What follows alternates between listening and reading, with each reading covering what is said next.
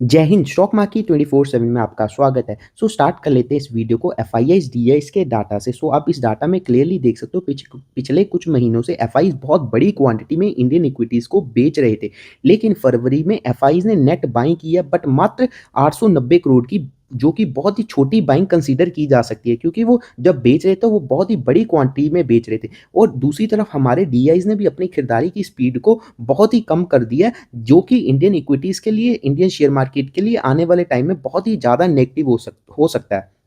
क्योंकि पहले जो एफआईआईज बड़ी क्वांटिटी में बेच रहे थे उसको बैलेंस आउट करने के लिए डीआईज बहुत ही बड़ी क्वांटिटी में बाय कर रहे थे, लेकिन अगर डीआईज की खरीदारी की स्पीड इसी रफ्तार से कम होती रही तो इंडियन इक्विटी मार्केट को, शेयर मार्केट को गिरने से कोई नहीं रोक सकता।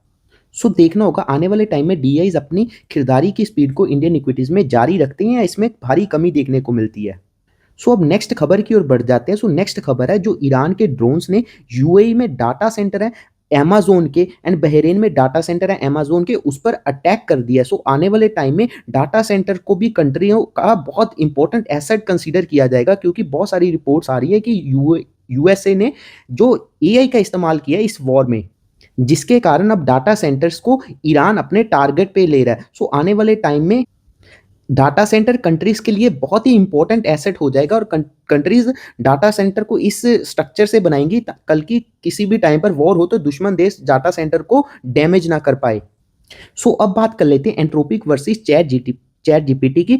यूएसए में इन दोनों के बीच बहुत ही बड़ा घमासान चल रहा है क्योंकि ट्रंप ने एंट्रोपी को ब्लैक लिस्ट कर दिया, क्योंकि एंट्रोपी ट्रंप के आगे और जो यूएस की आर्मी है उसके आगे नहीं झुका, क्योंकि यूएस आर्मी और ट्रंप ने एंट्रोपी को लास्ट टाइम दिया था। एंट्रोपिक ने उनका कहना नहीं माना। उनका कहना था कि एंट्रोपी को उनके क्लोड का पूरी तरह से एक्सेस देना होगा यूएसए आर्मी को। यूएस आर्मी किसी भी तरह को क्लोड का एआई यूज कर सकती है कहीं पर भी, और एंट्रोपिक उनसे कुछ भी नहीं सवाल जवाब कर सकता। एंट्रोपी के जो सीईओ डारियो साहब, उन्होंने बिल्कुल मना कर दिया। ये मेरे लिए भी बहुत शॉकिंग था और मेरे लिए, मेरी नज़रों में भी एंट्रोपी की इज्जत बहुत ज़्यादा बढ़ गई है।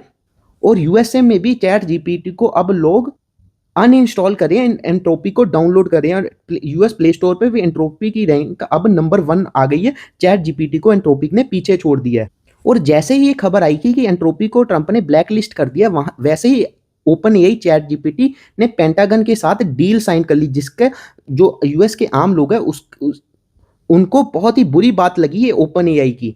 और अभी कुछ नई रिपोर्ट्स आ रही हैं, ट्रंप के बैन के बावजूद यूएस आर्मी ने एंट्रोपिक क्लोड का यूज किया है ईरान की स्ट्राइक में। आपको तो पता ही है ट्रंप तो बहुत कुछ कहता है और कभी भी वो पलट जाता है। अब एआई का बहुत भारी भारी यूज हो रहा है वॉर्स में। और इंडिया के लोगों को और इंडिया की कंपनी को भी सोचना होगा, एआई में इन्वेस्ट करना होगा, ताकि आने वाले टाइम पर हम किसी देश से पीछे ना रह जाएं, क्योंकि आने वाला भविष्य एआई का ही है। वॉर में भी एआई यूज हो रहा है, आईटी में भी एआई यूज हो रहा है, हमारी रेगुलर नीड्स के लिए भी एआई यूज हो रहा है। एआई अब हर जगह पहुंच गया हुआ है और आने वाले टाइम में एआई लोगों की नौकरी भी बहुत ही ज्यादा खाने वाला है।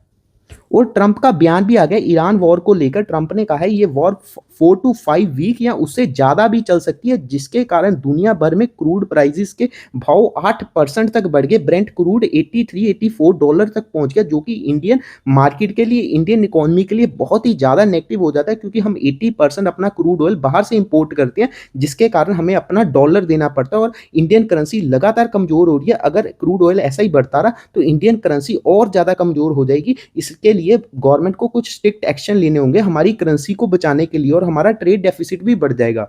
और ईरान की नई धमकी आ गई है। ईरान ने कहा अगर कोई भी कोशिश करता है स्टेट ऑफ हार्मोज को पास करने की, कोई भी शिप, तो ईरान उस पर अटैक कर देगा, जिसके कारण पूरी दुनिया भर की लॉजिस्टिक कंपनीज में भारी गिरावट देखने को मिली और शिपिंग कंपनीज ने भी अपने रूट को कैंसिल कर दिया मिडिल ईस्ट में।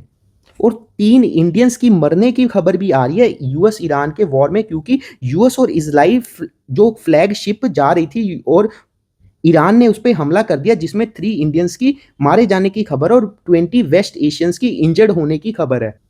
अब ये वॉर पूरी तरह से फैलती जा रही है और वर्ल्ड वॉर 3 की तरफ हम बढ़ रहे हैं, क्योंकि दुनिया में बहुत सारी युद्ध ऑलरेडी चल रहे हैं। रशिया यूक्रेन का चल रहा है और मिडल ईस्ट पूरा भी युद्ध में जा चुका है। और पीछे थाईलैंड और कंबोडिया का भी छोटा सा युद्ध हुआ था, और अफ्रीका में भी छोटे मोटे बहुत सारे युद्ध चल रहे हैं। आने वाला टाइम मतलब थोड़ा सा रिस्की है। अपने पैसे को प्लीज बचा के रखो, ताकि आपको जब भी मौका मिले आप अच्छे स्टॉक्स सस्ती वैल्यूएशन पर ले सको और बड़ी वेल्थ क्रिएट कर सको। और जो ईरान ने स्टेट ऑफ हॉर्मोज पर बंद कर दिया उसके कारण इंडिया का ऑयल भी 55% स्टेट ऑफ हार्मोज से गुजर के आता है। सो इंडिया को अपना पेट्रोल भी अब नहीं मिल रहा, क्रूड ऑयल भी नहीं मिल रहा, जिसके कारण इंडिया के पास अभी 100 मिलियन बैरल्स का रिजर्व पड़ा है, जो कि 40 से 45 दिन का ही है। सो हमें कुछ ना कुछ स्ट्रेटेजिक डिसीजंस लेने होंगे, या तो हमें रशिया से क्रूड ऑयल लेना होगा या फिर वेनेजुएला से ऑयल लेना होगा, क्योंकि वेनेजुएला बहुत ही दूर है और रशिया भी काफी दूर है। वहां से ऑयल आने के लिए, क्रूड ऑयल आने के लिए काफी ज्यादा टाइम भी चाहिए होता है शिपिंग कंपनीज को। सो देखना होगा, अगर ये वॉर ऐसी ही लंबी खिंचती रही सो इंडिया की इकोनॉमी पर इसका भारी असर पड़ सकता है, और जिसके कारण शेयर मार्केट में भी भारी गिरावट देखने को मिल सकती है। सो अब बात कर लेते हैं पीयूष गोयल जी की। सो पीयूष गोयल जी का बयान आया है, जो यूएस के साथ ट्रेड डील हुई है उसको दोबारा से नेगोशिएट किया जा सकता है, क्योंकि जो यूएस के सुप्रीम कोर्ट ने ट्रंप के टैरिफ्स को इलीगल बता दिया था, जिसके बाद ट्रंप ने पूरी दुनिया पर 15% के टैरिफ लगा दिए, और जो हमारे साथ ट्रेड डील हुई थी वो हुई थी 18% पर, जो कि 15% से ज्यादा है। सो अब देखना होगा आने वाले टाइम में पीयूष गोयल जी कैसे नेगोशिएशन करते हैं यूएस के साथ। और उसके ट्रंप का भी बयान आया था पीछे कि अगर किसी भी कंट्री ने जिसके साथ ऑलरेडी ट्रेड डील हो गई हुई है उसने तोड़ने की कोशिश की या फिर नई ट्रेड डील करने की कोशिश की, तो उसको ट्रंप दोबारा से पेनल्टी लगाएगा और उन पर भारी टैरिफ्स भी लगाएगा। सो देखना होगा ट्रंप क्या करता है। सो अब बात कर लेते हैं जो फरवरी के ऑटो सेल्स के डाटा आए थे। सो ऑटो सेल्स के डाटा बहुत ही अच्छे डाटा थे। अगर ये डाटा नॉर्मल दिन में आते, अगर कोई वॉर की न्यूज़ ना होती, तो इन स्टॉक्स में भारी उछाल देखने को मिलता। अगर आप देखो हीरो मोटर कोप ने ईयर ऑन ईयर 44% की जंप है, और वहीं टाटा मोटर के कमर्शियल व्हीकल में 32% की जंप है, और पैसेंजर व्हीकल में 35% की जंप है। मतलब टाटा मोटर्स ने बहुत ही अच्छी परफॉर्मेंस की है, और जो महिंद्रा के ट्रैक्टर की सेल्स भी 34% तक बढ़ी है, और पैसेंजर व्हीकल्स की सेल्स 18% तक बढ़ी है। सो बहुत सारी ऑटो कंपनीज ने बहुत ही अच्छी परफॉर्मेंस की है, लेकिन मंडे के दिन में इनमें भारी गिरावट हुई थी, क्योंकि बाजार में कुछ न्यूज़ ही ऐसी थी, और अगर वॉर जी ऐसी चलती रही तो ये ऑटो सेक्टर के लिए बहुत ही नेगेटिव हो जाएगा, क्योंकि ऑलरेडी कमोडिटीज़ के प्राइसेस बहुत बढ़ गए हुए हैं और लॉजिस्टिक कंपनीज भी बहुत ज़्यादा प्रॉब्लम में है। सो इनकी सप्लाई, बहुत सारे पार्ट्स ऐसे हैं जो दूसरे देशों से आते हैं, सो उनमें शॉर्टेज हो सकती है। सो आने वाले टाइम में अगर वॉर का सिनेरियो ऐसे बना रहता है, सो ऑटो सेक्टर में भारी गिरावट भी देखने को मिल सकती है। सो अगर आपने यहाँ तक वीडियो देख लिया, thanks for watching this video. Video अच्छी लगी आप लाइक कर दीजिए और मेरे चैनल को सब्सक्राइब कर दीजिए। जय हिंद।